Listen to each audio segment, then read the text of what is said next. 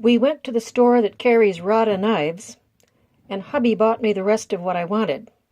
I think a treats in store, maybe some homemade salsa.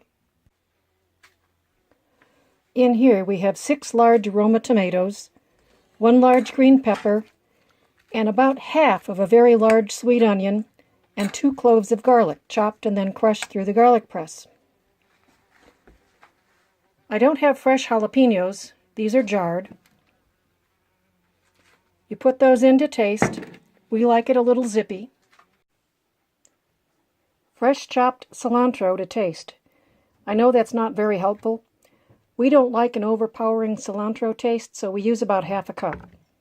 And that's the fresh stuff. You're going to be using less if you use dried. I threw in another tomato. There didn't seem to be quite enough. A little bit of salt, a little bit of pepper. Remember, you can always put more in, but you can't take it out. About a teaspoon of olive oil and a tablespoon of apple cider vinegar.